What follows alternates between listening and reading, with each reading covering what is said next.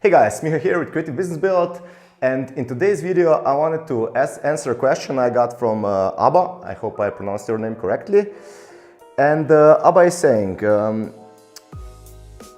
I'm freelancer working on Freelancer and Upwork.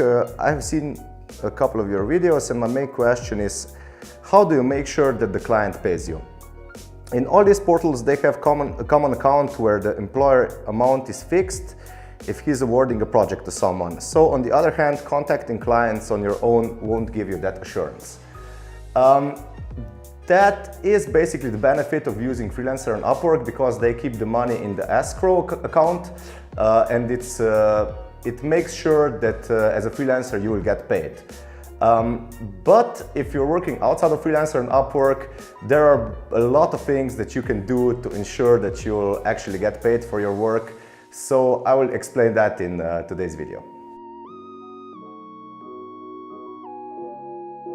How do I basically get paid when dealing with clients online and working with clients directly? That's really a concern that a lot of freelancers have when starting out, and I've had some serious problems with that before I actually figured out how to make it work. It basically all comes down to trust. So you actually have to trust that the client will pay you for your work, and you also have to keep in mind that the client is also concerned if you will actually deliver the work. So we have a really interesting situation here, but it can be solved really easily.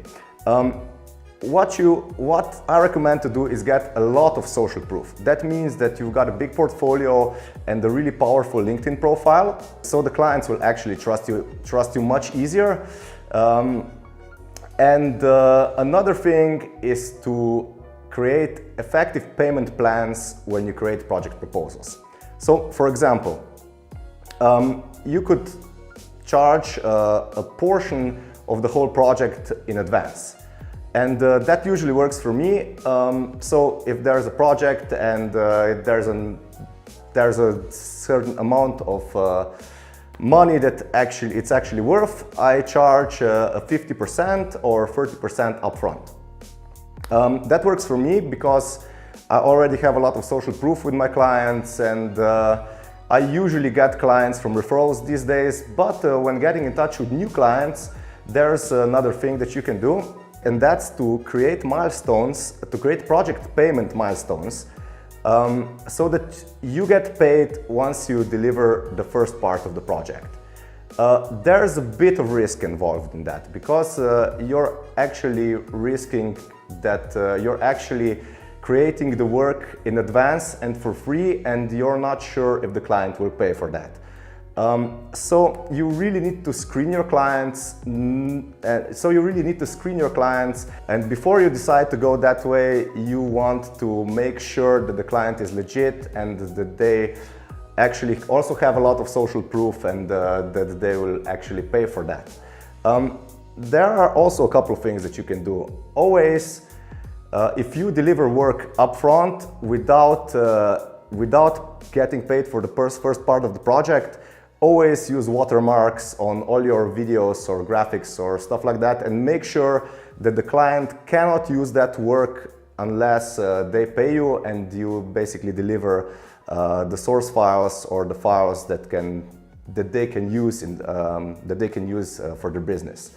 It takes a little blind faith and may take you some effort to deliver a portion of the project upfront for free, but in my experience I found that it actually really, because you're not actually delivering for free, you will get paid while that milestone payment is reached.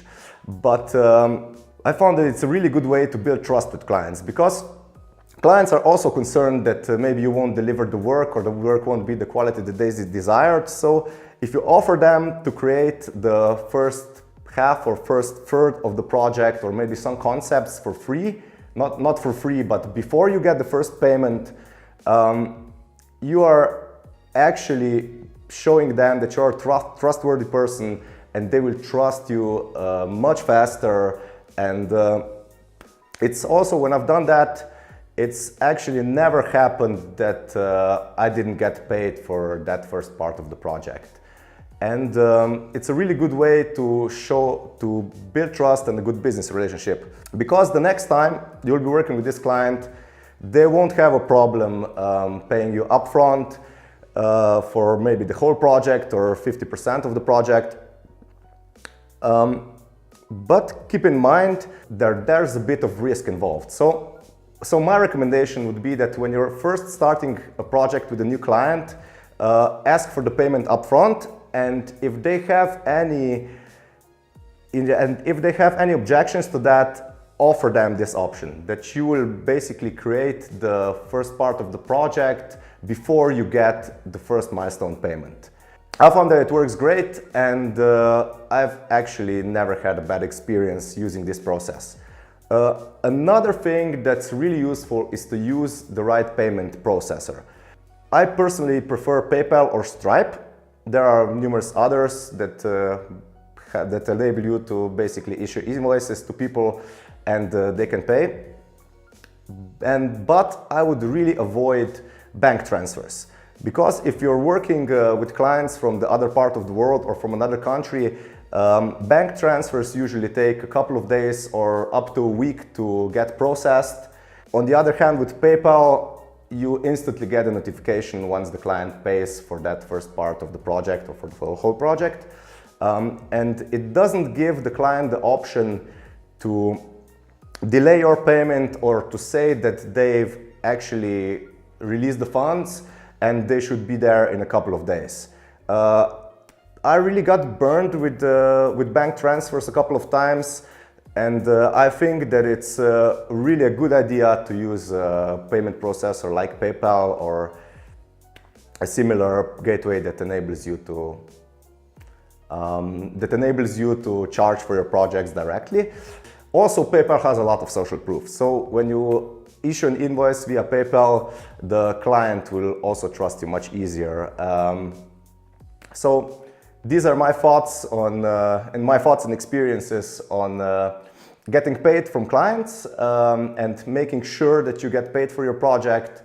Keep in mind that before you start the project, you need to consider this, and you need to make a plan, because if you don't do that, there might be some projects or some clients that are difficult, and it can really happen that you don't get paid for your work. So I use this process, and it's really worked well for me. So that's it. I hope this video was helpful. If you found the information here helpful, give me a thumbs up, or if you have any questions, leave comments in the section below and I'll do my best to answer them. And subscribe to my channel, and I'll see you guys in the next video.